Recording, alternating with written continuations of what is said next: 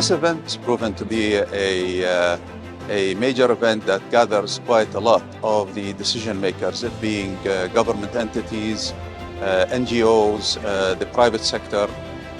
The key focus and the key takeaways, I believe, from this summit is really what the global landscape is witnessing. How do we align the growth that we anticipate in different nations when it comes to growing GDP, growing economies, and what it requires from an energy perspective, and how do you go hand in hand with that and try to limit the impact that the energy sector can have on the environment.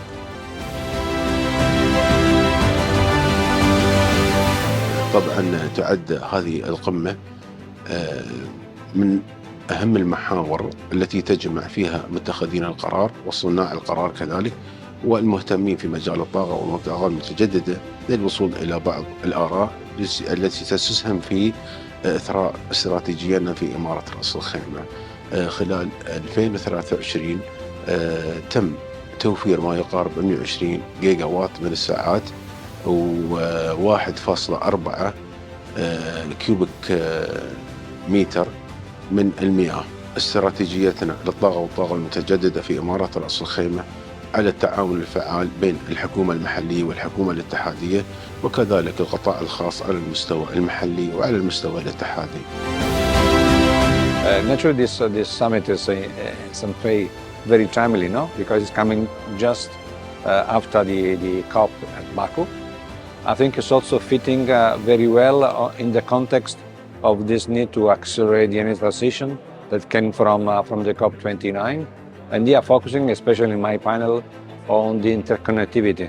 You know, we have said very clearly that the infrastructure is one of the main barriers for the acceleration of the energy transition. So I think this summit is very timely and is fitting very well in what is in the discussion today after the COP. This is an important event, especially that it takes place immediately after the COP29.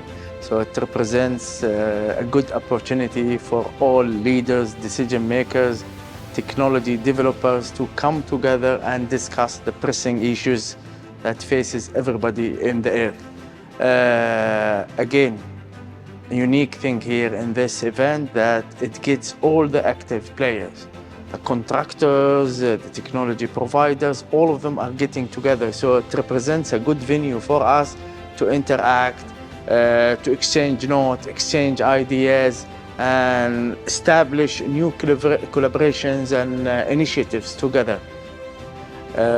We really attended very valuable sessions here. Today we had a session with Schneider about energy efficiency, about the technologies that in the market to reduce carbon emissions, about all possibilities covering different sectors, different things. We also attended a very interesting session by EDF that talked about the potential of pump storage, Ras Al Khaimah itself.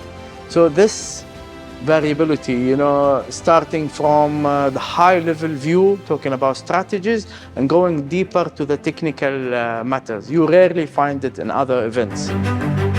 For RAK Gas and RAK Petroleum Authority, the RAK Energy Summit offers a fantastic opportunity not only to connect with various companies around the world, but also with the companies that are invested in Ras Al Khaimah, that are looking for solutions in the energy sector, looking for ways that they can meet their customers' objectives around decarbonisation, around improving energy efficiency, but also coming together, sharing ideas, sharing best practice, and then seeing where those collaborations can come together to make more value, not only for those companies, but for Ras Al Khaimah as a whole. So the level of interest in this conference and the amount of exhibitors, but also delegates coming in to come in and explore and talk about those opportunities has been a massive surprise.